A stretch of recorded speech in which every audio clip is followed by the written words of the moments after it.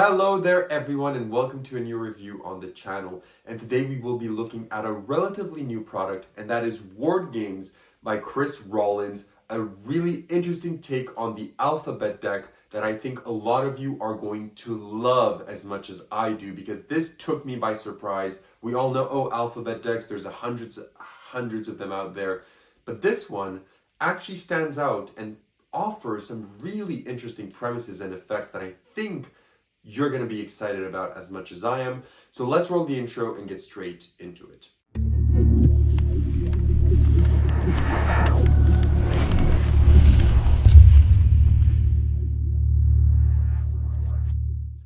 Perfect, so you decide to stick around, which means you want to learn more about Word Games. So what is Word Games? In the simplest sense, it's an alphabet deck presented as a Scrabble deck, okay? And with these cards, you can do all the routines that you know with the, with your casual and normal alphabet deck, but there's some really interesting routines that you can achieve with these cards because of some of the items and the premises and the ideas that Chris has thought behind this that are not present in a lot of the alphabet deck tutorials that you're going to see out there. And one of the routines that he performs a lot, and one that I really enjoy as well, is one that I'm going to be performing to you right now. So what you're going to do here is you're going to present these cards. You say that you have these alphabet cards, and you can hand them out to your spectator, and they are going to mix it completely. So they can mix it, they can do whatever they want.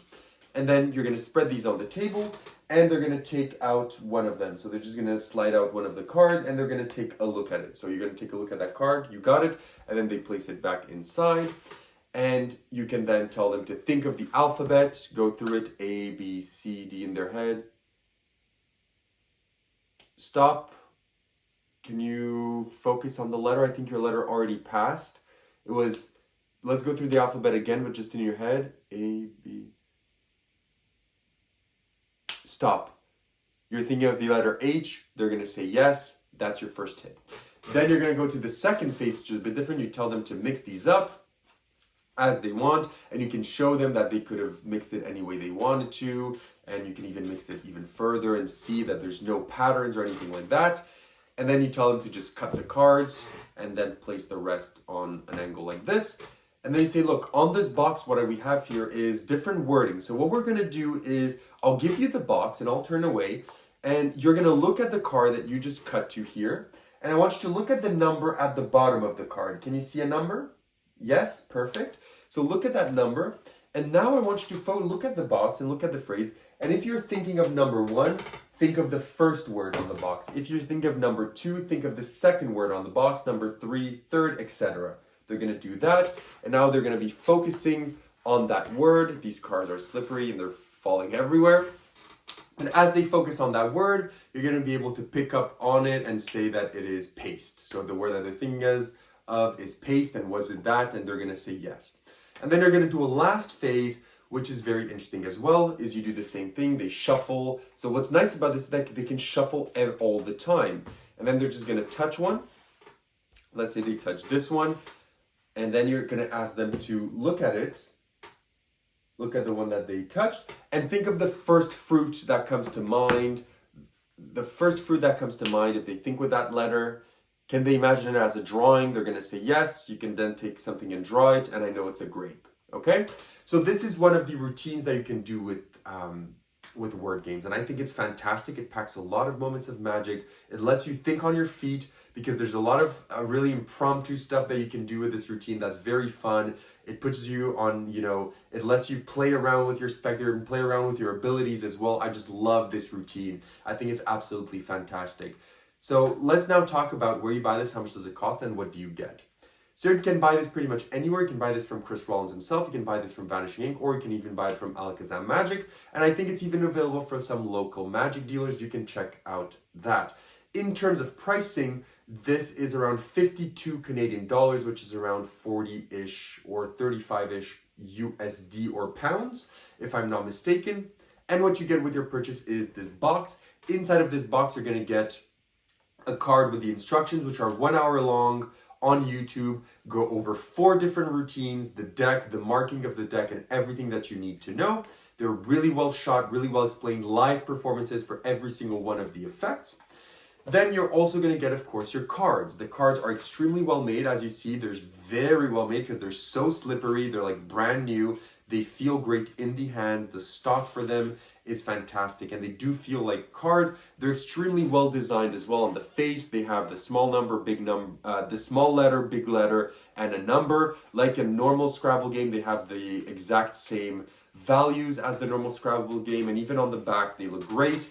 And the marking is extremely good in terms of seeing it. It is an extremely bold marking system, okay? It is the boldest marking system I've almost ever seen. You know, I was saying that some people think that the gradient marking system in one of my older videos is extremely bold. Well, this is that times 10.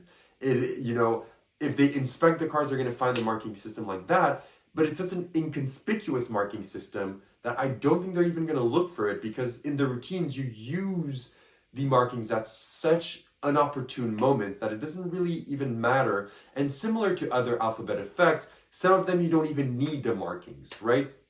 You don't even need markings, and some of the effects that he teaches you, there's no markings involved whatsoever, okay? So the deck is very well made.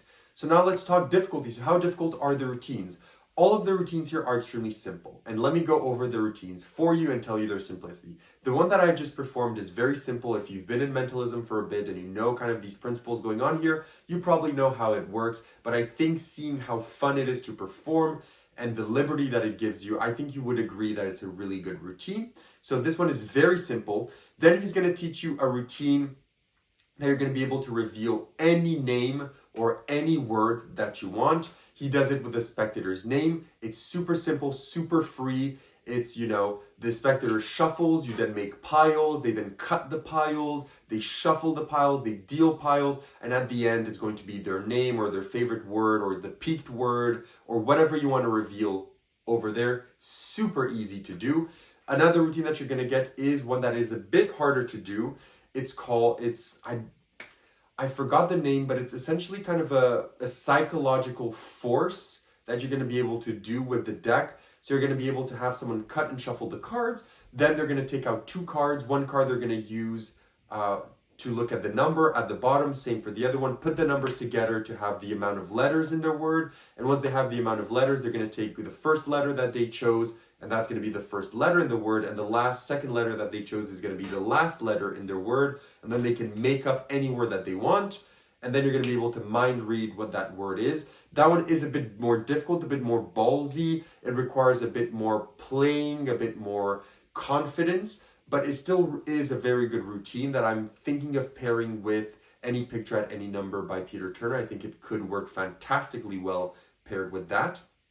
And then the last routine that he teaches you is Vending Machine, where you're going to be able to have a spectator cut, take a few cards from the deck, make any word that they can with those cards. And then when they think of that word, you say, look, here, this is like a vending machine. If you think of that word, what is it? Let's say they think of whatever it is, you do this. And then when you open the box, you tip out exactly what they were thinking of. And they say, look, touch any one of those letters, take one out, place it back in the deck. Now with the 3 letters that you have left, make up any other word. They're going to do that, and then when you take it the box, you're able to dump out the second thing that they were just thinking of. So those are the 4 routines. This one is a bit more difficult too. It requires a bit more to it, a bit more preparation, a bit more, you know, guts to do, but overall the routines are relatively easy to do, so you won't be, you know, busting your knuckles for any of this. Now let's talk about practicality. So how practical are these routines? Well, all of the routines except for the last one with the objects that spew out of the box are pretty much just needed. You just need the deck. The other ones require, the last one requires a bit more preparation and a few stuff like that, but the other ones are fully shuffled. So as long as you have your deck with you, you can have it shuffled, cut, done, whatever. You'll be able to perform the routines without any issues whatsoever. In terms of reset, all of the routines are instantly reset except for the last one with the items in the box. Except for that routine, all of them are instantly reset. The angles, there are no angle restrictions. In terms of table, you don't necessarily need a table for these effects. For some of them, yes, but for some of them, no. For example, the effect that I showed you at the start, you can easily just spread the cards and they touch one. You don't necessarily need a table in order to spread them, okay?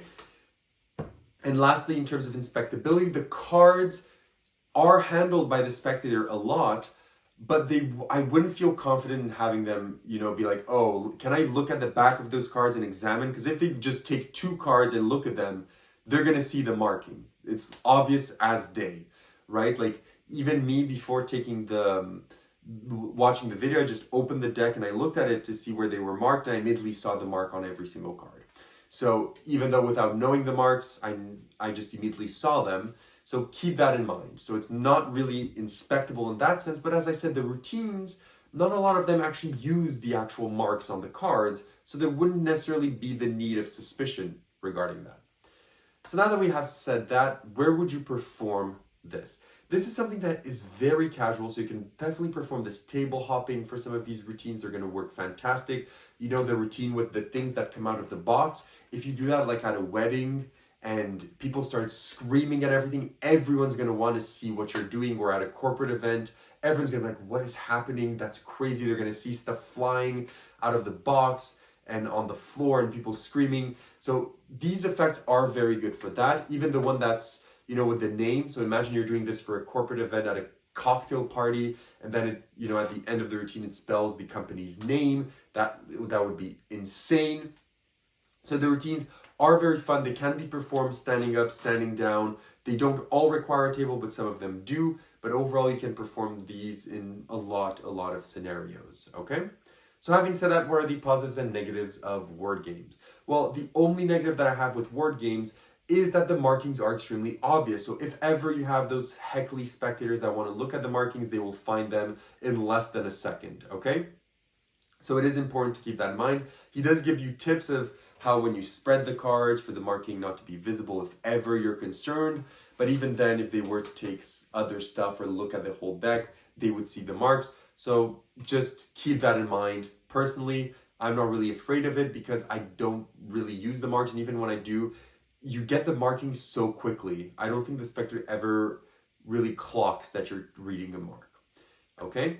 But apart from that, the deck is extremely well made. The routines are phenomenal. The originality of the routines is phenomenal. The teaching is great. The instruction is great.